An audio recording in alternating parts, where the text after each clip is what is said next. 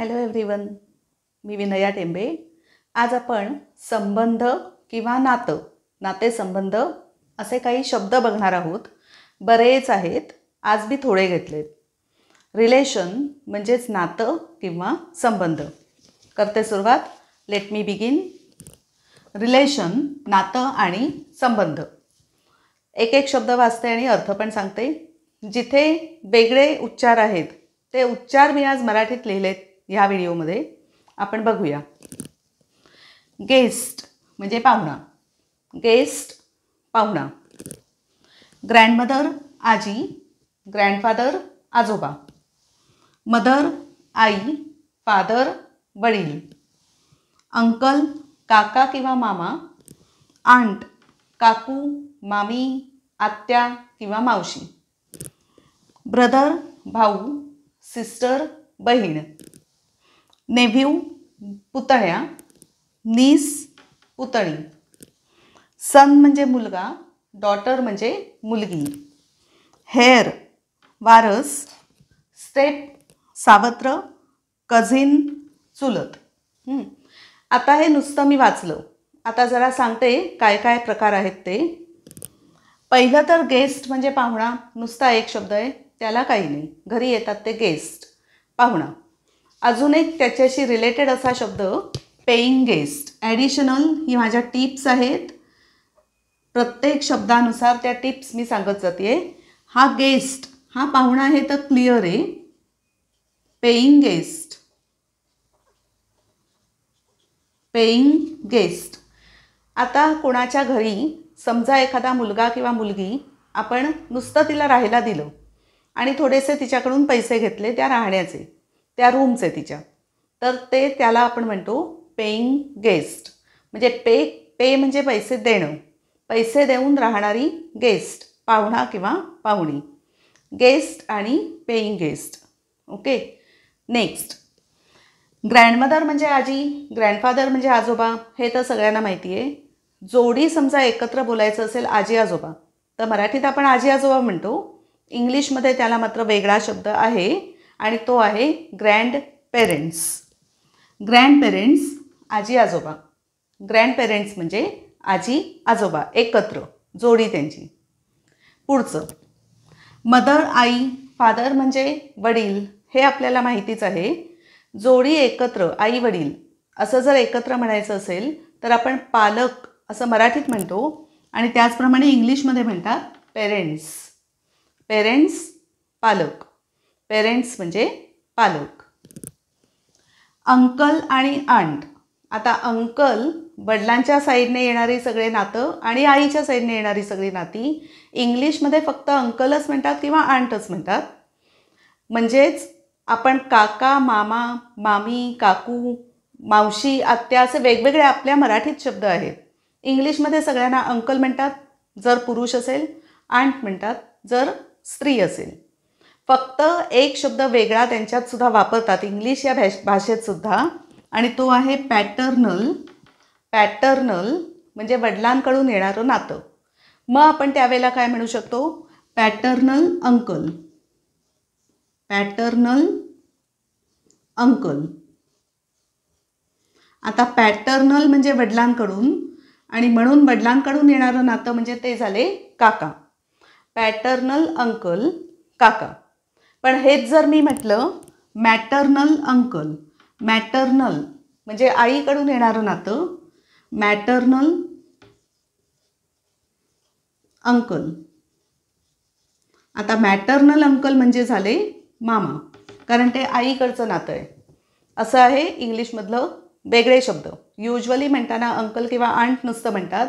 विशेष करून काही स्पेसिफिकली सांगायचं असेल तर मात्र आईकडचे ते माझे मामा आहेत, तर असं म्हणायचं असेल तर मॅटर्नल अंकल.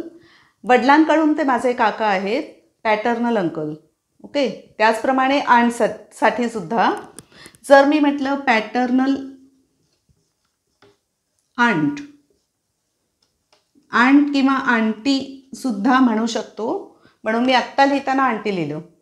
पॅटर्नल आंट किंवा पॅटर्नल आंटी. आता पॅटर्नल म्हणजे कोण होते? तर ती आत्या होते वडिलांकडून, किंवा काकू होते काकांची बायको. पॅटर्नल आंटी आत्या किंवा काकू. आणि त्याचप्रमाणे जर मी म्हटलं मॅटर्नल, मग मॅटर्नल म्हणजे आईकडून. मॅटर्नल आंट किंवा आंटी. मी आत्ता आंटी लिहिलं परत. मॅटर्नल आंटी म्हणजेच आईकडूनची. आईकडूनची ती कोण होणार? एकतर मावशी होईल किंवा मामाची बायको मामी होईल. ही झाली आईकडूनची नाती. असे दोन शब्द वेगळे आहेत. अंकल आंट सगळ्यांनाच माहिती आहेत. पॅटर्नल मॅटर्नल दोन नवे शब्द आहेत. नेक्स्ट, ब्रदर भाऊ, सिस्टर म्हणजे बहीण, हे सगळ्यांना माहिती आहे. आता एकत्र भावंड असंही आपण म्हणतो ना मराठीत, भावंड आहेत ती. तर भावंड म्हणजेच इंग्लिशमध्ये म्हणायचं सिबलिंग्स. शब्द सिबलिंग्स, स्पेलिंग त्याचा उच्चार लिहिला आहे मराठीत. सिबलिंग्स म्हणजे भावंड. वेगळा शब्द परत नवा. पुढचं, नेव्ह्यू पुतण्या. ह्याचा उच्चार विशेष करून लक्षात ठेवायचा. नेव्ह्यू उच्चार आहे नेव्ह्यू. जरी PHEW हे स्पेलिंग असेल तरी नेफ्यू, फ्यू नाही येतो, व्ह्यू आहे उच्चार. नेव्ह्यू. नेव्ह्यू म्हणजे पुतण्या. आणि ह्या खालच्या शब्दाचा उच्चार आहे नीस. नीस पुतणी. शब्द वेगळे आहेत, उच्चार वेगळे आहेत, ते जरा लक्षातच ठेवायचे. पाठ करायचे. ॲक्च्युली बोलताना वापरायला हवेत ना आपल्याला छानपैकी, म्हणून पाठच करायचे. नेक्स्ट वन, सन म्हणजे मुलगा, डॉटर म्हणजे मुलगी, हे तर माहीत आहे सगळ्यांना. त्याबरोबर चाइल्ड, एकत्रितपणे कोणतंही एक मूल आहे त्यांना चाइल्ड, मूल. आणि बेबी बाळ, बेबी म्हणजे बाळ. Next one, hair. हा शब्द HEIR स्पेलिंग त्याचं, उच्चार हेअर म्हणजे वारस, वारसदार आपण म्हणतो ना, हेअर. इथला हेअर म्हणजे केस नाही आपले. हेअरचं स्पेलिंग केसांचं वेगळं आहे. हेअर केस काय आहे? HAIR म्हणजे केस. हे स्पेलिंग केसांचं. हे इथलं हेअरचं स्पेलिंग काय आहे? HEIR. हेअर म्हणजे वारस. स्पेलिंग वेगळं आहे, उच्चार जरी सेम असला तरीही. तसंच मगाशी हा जो सन आहे, सन SON, तो पण वेगळा उच्चार आहे. SON सन मुलगा, उच्चार सेम परत. SUN सन सूर्य. उच्चार जरी सेम असला तरी स्पेलिंग वेगळा आहे. SON सन म्हणजे मुलगा, SUN सन म्हणजे सूर्य. अशा काही काही बारीक बारीक टिप्स आहेत ज्यामुळे तुमचं इंग्लिश आणखीन चांगलं व्हायला मदत होणार आहे. जितकं इंग्लिश आपलं चांगलं सगळ्या बाजूने, तितकं खरंच इम्प्रेशन लोकांवर इंग्लिश तुम्ही बोलायला लागलात की छान पडतं. म्हणून इंग्लिश आपलं चांगलं हवं. ओके. आणि ते चांगलं बनवायला स्टेप बाय स्टेप, हळूहळू, ग्रॅज्युअली होत जाणार आहे. फक्त रोज मी सांगते तसं प्रॅक्टिस निदान 15 मिनटं तरी करा. ॲक्च्युअली माझे व्हिडिओ पहिल्यापासून शेवटपर्यंत पूर्ण पहा, निश्चित तुम्हाला उपयोग होईल, गॅरंटी देते मी. नेक्स्ट वन, हेअर म्हणजे वारस सांगितलं मी. स्टेप सावत्र. आता हा स्टेप हा शब्द आपण कसा वापरू शकतो? एकतर आपण म्हणू शकतो स्टेप सन किंवा स्टेप डॉटर. आता दोन्हीचा अर्थ सावत्र, मुलगा किंवा मुलगी. डॉटर म्हटलं तर मुलगी, सन म्हटलं तर मुलगा. स्टेप सन सावत्र मुलगा, स्टेप डॉटर सावत्र मुलगी, असे हे शब्द. आणि शेवटचा शब्द कझिन. आता कझिन ह्याला सुद्धा जर आपण म्हटलं कझिन ब्रदर तर चुलत भाऊ, कझिन सिस्टर चुलत बहीण. या कझिनला सुद्धा आता इथे मला लिहायला जागा नाही म्हणून मी ॲक्च्युअली लिहित नाही आहे, नुसतं तोंडी सांगते आहे की cousin brother, sorry cousin, yes, cousin brother म्हणजे चुलत भाऊ, कझिन सिस्टर म्हटलं तर चुलत बहीण. कझिन ब्रदर चुलत भाऊ, कझिन सिस्टर चुलत बहीण. मी लिहून दाखवते जिथे मला जागा दिसते तिथे, म्हणजे तुमच्या लक्षात राहील, त्यासाठी मी असं मध्येच लिहिते. कझिन ब्रदर चुलत भाऊ, आणि कझिन सिस्टर अर्थ तुम्ही लक्षात ठेवा, चुलत बहीण. हे झाले आजचे सगळे शब्द. आता एकदा वाचून दाखवते आणि मी आज थांबते. पहिल्यांदा ते रिलेशन्स, नातं आणि संबंध. रिलेशन्स म्हणजे गेस्ट पाहुणा, ग्रँडमदर आजी, ग्रँडफादर आजोबा. एकत्र आपण त्यांना काय म्हणू? ग्रँडपेरेंट्स, आजी आजोबा. एकत्र शब्द जोडी म्हणून. मदर आई, फादर वडील, एकत्र जोडी पेरेंट्स पालक.